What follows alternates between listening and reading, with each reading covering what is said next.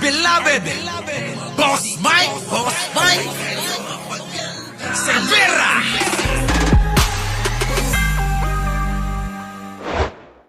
Kabrigada, naghahanda na ang grupong bayan para sa posibleng no impeachment scenario laban kay Vice President Sara Duterte. Oh, eto na, magbe-people power na naman. Diyos ko. Oo, ako nangangamba.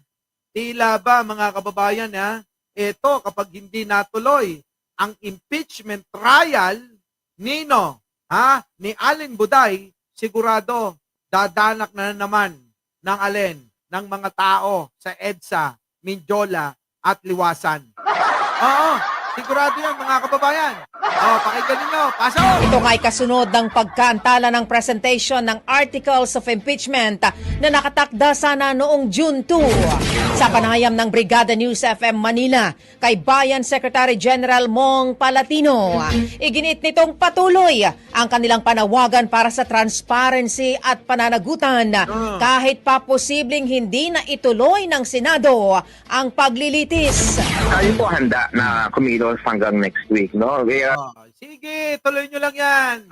Kasama nyo ang sambayanan na naghahanap ng katotohanan. Kasama si Maki at si Danny Peralta, si Christian Villalobos, Priscilla Susano Bisaya. Lahat yan. At pati na rin si Susie at si Salbilm at si Joe Cards. Roadmark, ayan. Lahat sila. At si Jane Wanson, Catherine Galpo, at si Lilinan, Jocelyn Herbelin, Iron Lace, kasama na. At lalong-lalo na ang tagapondo ng ating isasagawa na pagkilos, protesta. Si Jojo Chavez. Yan ang ating, tagapondo, pander, na tagabigay ng budget. Oy, budget naman dyan. Para maumpisa na yan. Tuloy. Preparing for vigil sa June 11. Nanons na po natin po kahapon sa ating pagkilos. Babantayan natin yung pagboto ng mga senador. At ano man ang mangyari after June 11, tuloy-tuloy yung panawagan for accountability and truth. Okay, tanyo mga kababayan. Hindi lang ho kayo ang magbabantay. Nauna na akong nagsabi niyan. Noon pa man, sinasabi ko na, tayo ay magiging hurado sa gagawing impeachment trial ni Aling Buday nila. Bakit, mga kababayan? Dahil kapag nakita natin na hindi tama ang magiging desisyon ng mga senador, huwag tayong titigil sa pagsigaw at pagsabi na bumaba na kayo dyan, mga inang-ina kayo. Lalong-lalo ka na kalbo. Isama mo na yung mga magiging kasama mo na boboto ng no, para sa kapaboran ni Sara Duterte nyo. Tandaan nyo, dito malalaman sa pagsisiwalat ng ebidensya. Hindi naman tayo tanga para hindi natin malaman kung mabigat ang ebidensya, kung walang sustansya, dahil tayo, mga kababayan, ay laging nakaabang sa mga nangyayaring usaping pang-politika. Diba? Ilabas nila yung mga nilabas nila sa Quad Committee. Ilabas nila lahat yung ebidensya na yan. At ako'y naniniwala na maipapaliwanag, maibibigay lahat ang ebidensya at ipapakita ng mga prosecutor itong mga ito dahil kasama yung magagaling na mga kongresista na magsisilbing prosecutor dito sa gagawing impeachment trial ni Aling Buday nyo. Matuloy. Dagdag pa ni Palatino, posibleng magsagawa sila ng legal na aksyon at malawakang kampanya sa lansangan, eskwelahan. Yan na, kita nyo? Lansangan ng labas niyan. Sa kauna-unahang pagkakataon sa kasaysayan ng Pilipinas, nag-people power ang mga tao dahil sa isang si Raulong Vice Presidente nyo. Ha? Di mo ba? Oh. Biruin ninyo, mga kababayan, magpi-people power sa una. Kauna-una sa kasaysayan ng Pilipinas. Nagpi-people power ang mga Pilipino para sa isang si Raulong Vice Presidente nyo. At komunidad upang maipakita ang mga ebidensya sa publiko. Anya hindi dapat maging hadlang ang political compromise o pressure sa Senado para pigilan ang paghahanap ng katotohanan. Galit na galit tayo dito dahil ayaw natin na yung panawagan for accountability at saka truth and justice ay ma-hostage nitong transactional politics, itong compromise, political accommodation. Ito mga kababayan. Sabi ni Leonora Brown. Leonora Brown. Sabi ni Leonora Brown. Nasaan na yun? Napin ko. Ito. Dapat i-abolish na ang Senate. Walang silbi. Puro personal interest. Kayo po ba isang ayon, mga kababayan? Ako, minsan naiisip ko na yan eh. Di ba? Trust Mercy, Apokada. Ano? Minsan naiisip ko na yan eh. Na dapat i-abolish na yung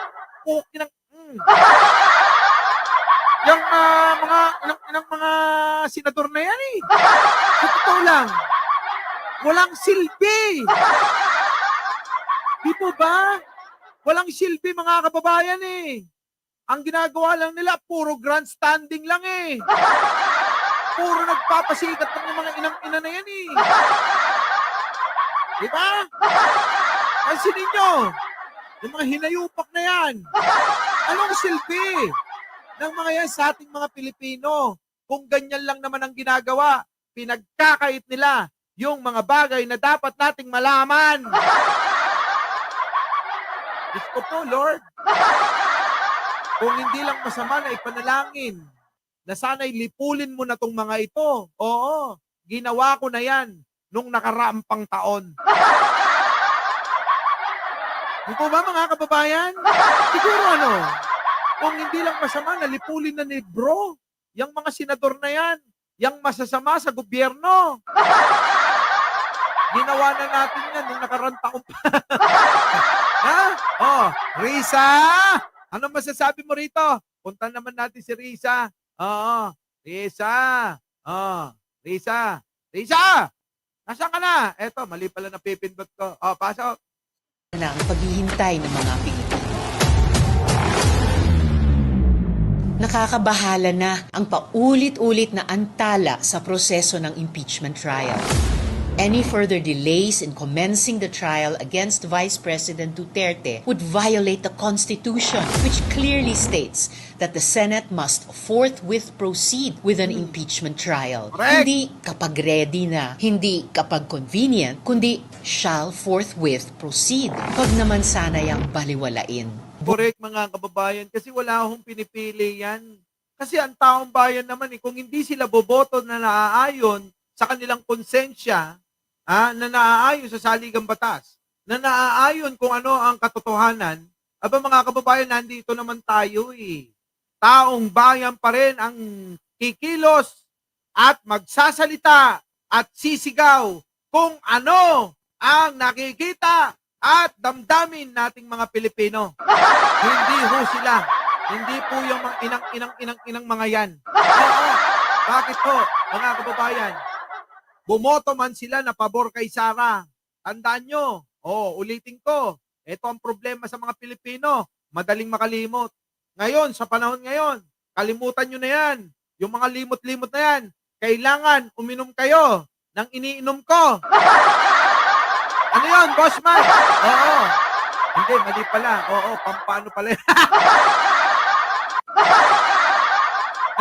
Uminom kayo ng pampatalino. Yung pampatanda.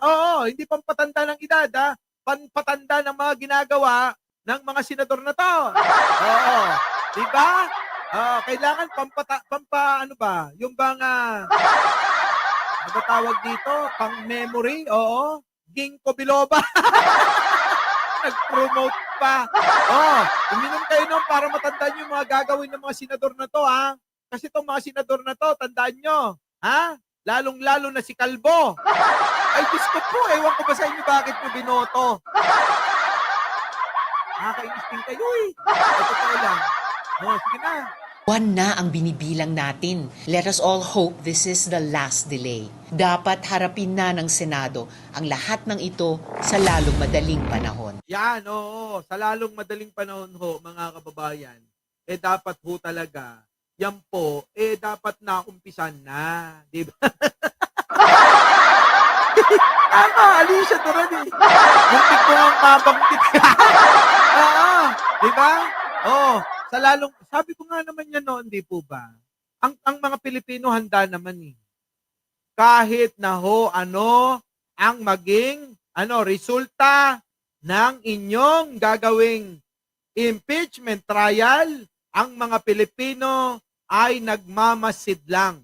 At tandaan ninyo, kung anuman ang inyong magiging desisyon dyan, ay yun din po ang magiging presyo. Oo, presyo. Oo.